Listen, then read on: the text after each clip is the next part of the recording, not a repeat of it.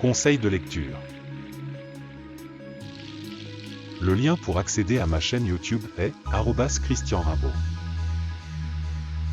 Sur téléphone, ouvrir en mode horizontal. L'écran de fin sur mes vidéos offre 3 possibilités. Cliquez sur mon image pour vous abonner à ma chaîne. Cliquez sur cette vignette à gauche pour lire la dernière vidéo mise en ligne. Cliquez sur cette vignette à droite pour lire une playlist en relation avec cette vidéo.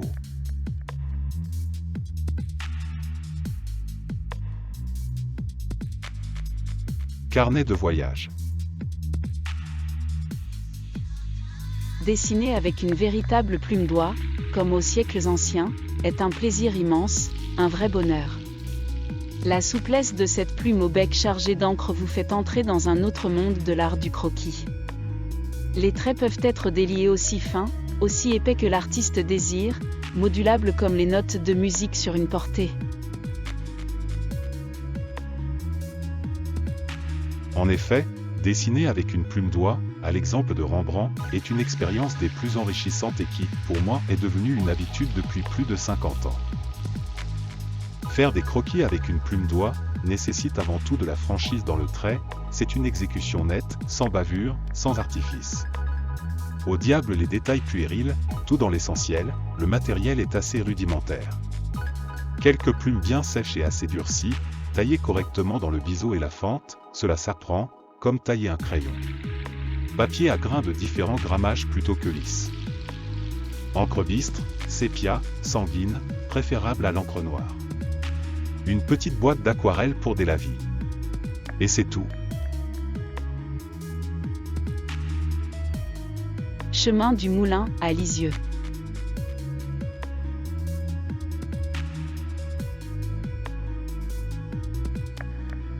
Un chemin un peu perdu, ou plutôt une petite rue, qui ressemble à celle d'un village de campagne, ce travail en craie aquarelle donne un aspect vieillot qui correspond tout à fait à l'atmosphère de cet endroit, où il n'y a plus de moulin.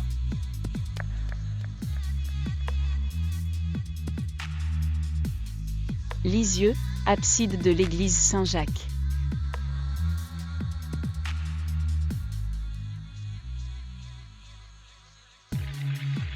Un croquis, une étude pour la préparation d'une future toile. L'emploi de plusieurs plumes de différentes tailles permet de faire des traits soutenus, ou de traits légers tracés en tenant la plume assez loin, comme un pinceau et en effleurant le papier. Si l'intention est de poser des touches d'aquarelle, il est indispensable d'utiliser de l'encre indélébile.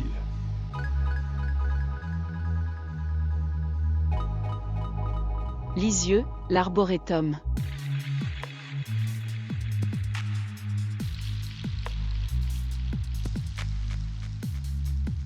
Une autre étude pour la préparation d'une toile.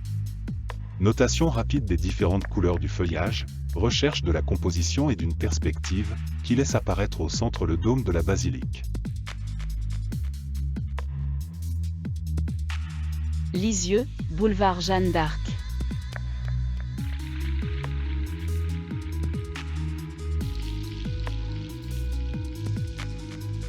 Croquis banal, simple étude de perspective d'un côté de vieux boulevard devenu parking. Ma plume n'a pas voulu dessiner toutes les voitures.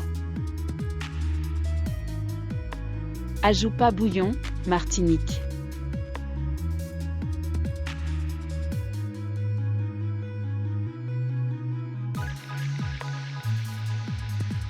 La légèreté des cocotiers transparaît dans ce croquis rapide. Pas beaucoup de matériel, juste une plume d'oie, un petit pinceau japonais et un flacon d'encre bistre, un peu d'eau pour allonger le lavis. C'est vraiment ça le bonheur de dessiner dans la nature. Lisieux, bord de rivière.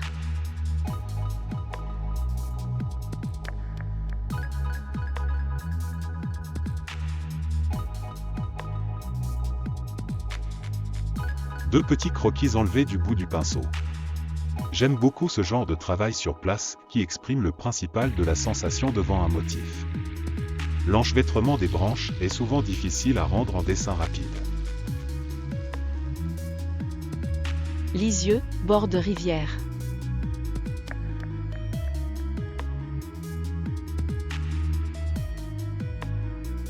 L'essentiel, voici exactement ce qui est dessiné ici. Le cadrage, le mouvement, la profondeur, la lumière, les reflets, l'eau, tout est dit en si peu de coups de plume.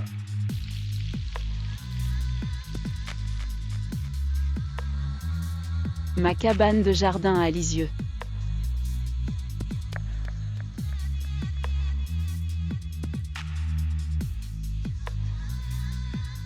Un jour, je me suis installé, assis sur un seau retourné, pour dessiner la cabane de mon jardin. Autant de plaisir à faire ce croquis que de peine à abandonner mes si beaux légumes, les incessantes inondations de boue et les ravages de ragondins ont eu raison de ma patience. Lisieux, la rue du Capitaine Vier.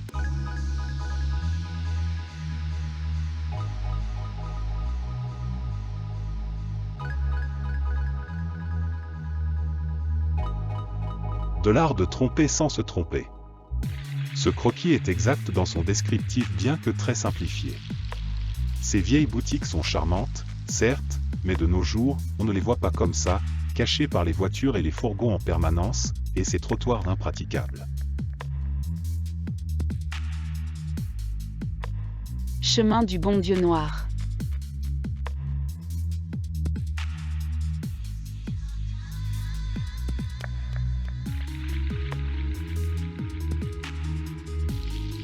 Un chemin du haut Moyen-Âge, à environ 100 mètres de mon atelier. Ce Christ noir marque l'emplacement, un peu plus haut, d'une chapelle et d'une chambre de Chariton, soignant les malades de la peste. Histoire presque totalement oubliée aujourd'hui. Le tracé vigoureux et les tonalités organisent la perspective du chemin, qui monte dans le lointain.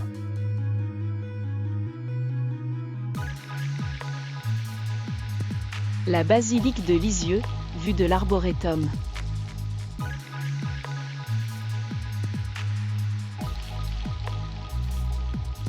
Je ne dessine jamais cette basilique, elle ne m'inspire pas du tout dans son architecture. Mais des détails comme ici sont intéressants, surgissant au milieu des arbres, à remarquer le dessin très estompé du dôme, qui prouve qu'avec une plume d'oie tous les traits sont faciles à réaliser.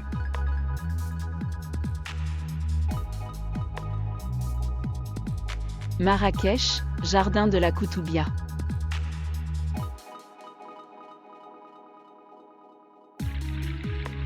Un carnet de voyage bien réel. C'est le seul croquis fait sur ce site que je mets ici. Le Maroc offre ce type de motif épuré et inondé de soleil, même quand il fait froid le matin, ce qui était le cas. Orbec, vue des berges de l'Orbiquet.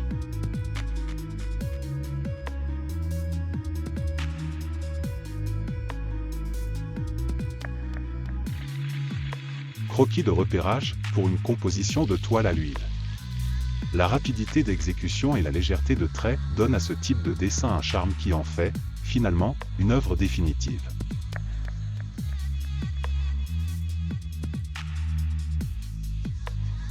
Martinique, les Anses d'Arlet.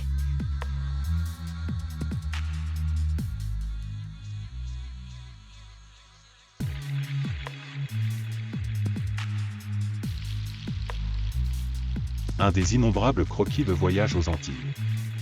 Le mélange des deux encres augmente le volume des plans. Ici, le cadrage revêt toute son importance dans les reflets. Cet endroit se retrouve actuellement dans une série télé, Tropique criminel.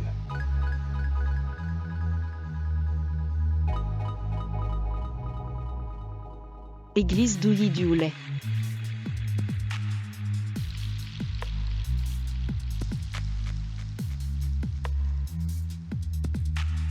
Un endroit charmant pour s'asseoir sur un pliant et dessiner au calme.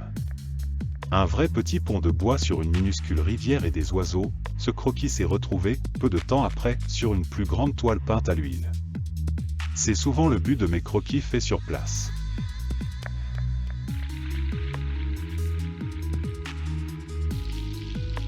Port-Blanc, le rocher de la Sentinelle.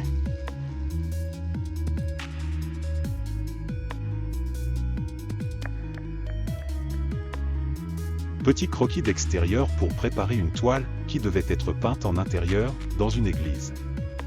Paradoxe et souci lors d'une manifestation artistique. Les tonalités si particulières de ce motif ont pourtant été parfaitement observées en cours d'exécution. Ruines du château fort de Fauguernon.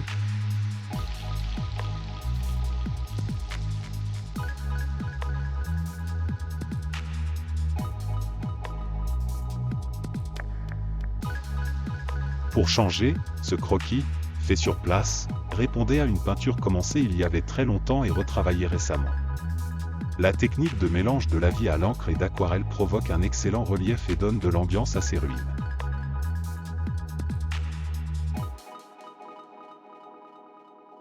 Chemin creux à Fauguernon.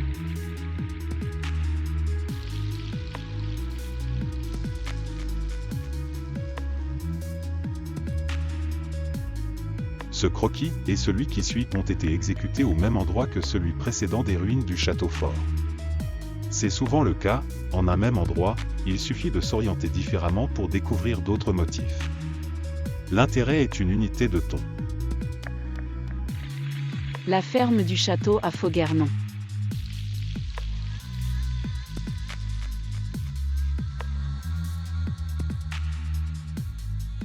Troisième croquis fait le même après-midi à Fauguernon. Une grande partie de cette imposante ferme a été bâtie avec le démantèlement du château fort presque mitoyen.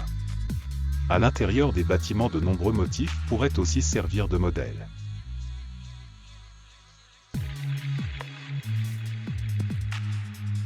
Vieille porte en ruine à Lisieux.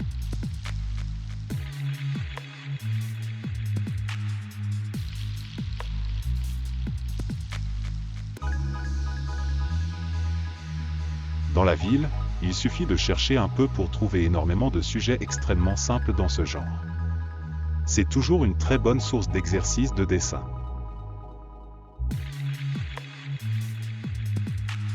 Vieille pompe en ruine à Lisieux.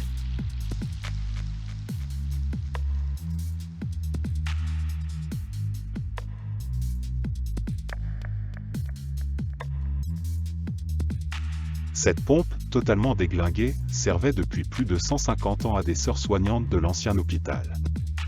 Elle est cachée derrière une chapelle. Le travail en opposition de la blancheur de la pompe et des briques du mur est intéressant. Vous trouverez une histoire curieuse sur ce thème dans ma vidéo numéro 30, Une croix perdue. Saint-Servant, la tour Solidor.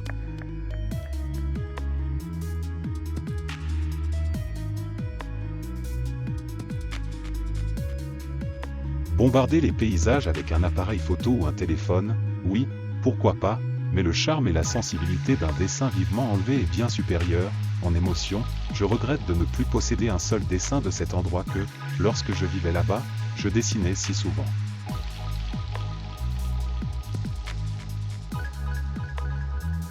Sainte-Anne, Martinique.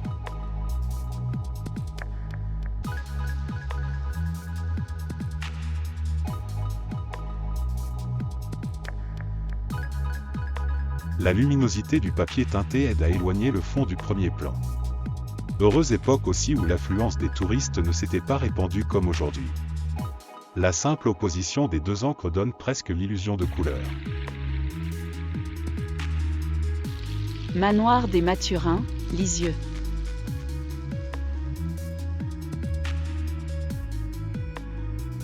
Dessin hâtif, en préparation pour un autre cadrage, en hauteur, montrant toute la majesté de cette énorme chaîne, qui continue de détruire la charpente de ce manoir déjà à l'état de ruine. Vous pouvez en savoir plus dans ma vidéo numéro 8, le manoir des Mathurins.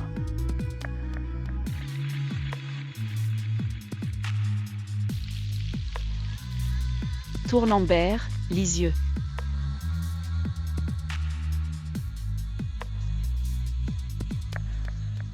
Croquis rapide, assis sur le bord d'un trottoir, entre les voitures en stationnement, pas toujours facile de dessiner en ville.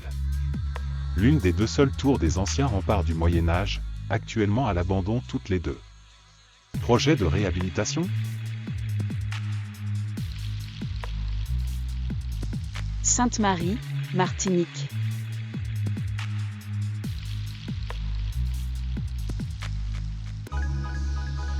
Un croquis témoin, puisqu'une terrible tempête venait de détruire presque toutes les cases recouvertes de tôle, ce n'est pas un riche quartier de villas de Béquet.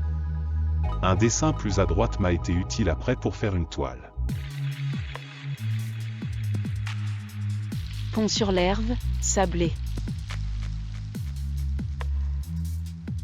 Étude simple pour reprendre ensuite un nouveau cadrage d'une toile à l'huile. Les reflets sur la rivière doivent être plus marqués. Entrée du prieuré à Saint-Himer.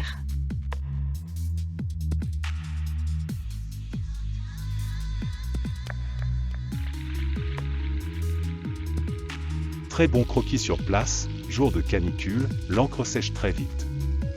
Le dessin préparatoire a été fait au brou de noix, avantage, ceux-ci étant très légers qui disparaissent sous les lavis qui diluent le brou de noix, c'est plus élégant que de commencer au crayon graphite. Le jeu d'opposition des encres donne un plus grand relief au bâtiment. Un cadrage plus ouvert pourrait donner une belle toile.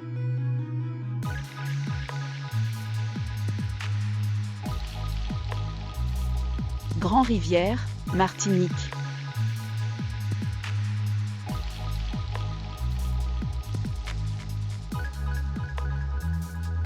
Je désirais terminer cette galerie de croquis de mes carnets de voyage, puisque c'est le thème général, par ce dessin qui date de 1972, c'est-à-dire exactement de 50 ans, par rapport à aujourd'hui, 2022, c'est l'exemple type de l'utilité d'un carnet de voyage, et l'image qui va suivre est la reprise, recadrée et agrandie, de ce coin sauvage de la Martinique, que j'appréciais particulièrement. Le dessin suivant a été fait sur canson épais, 74 sur 100 cm, plume d'oie, encre bistre, rehaussé de lavis aquarelle et finition en lavis à l'huile de lin. Ce grand dessin a beaucoup souffert au cours de mes nombreux voyages et déménagements. Il est maintenant roulé dans un coin de l'atelier.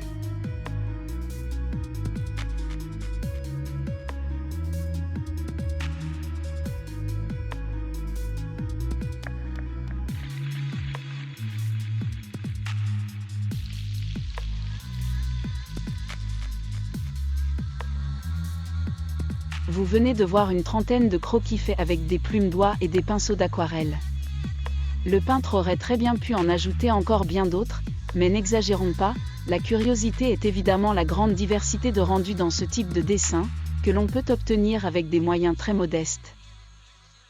Vous avez remarqué que faire un croquis seulement à la plume d'oie, sans aucun ajout de lavis est réalisable, bien sûr, mais c'est moins intéressant en croquis de voyage, alors, vous découvrirez dans une autre galerie des dessins uniquement à la plume, mais métalliques, et avec de l'encre de Chine. La finesse du trait est à l'opposé de la plume d'oie, et le même dessin devient totalement différent.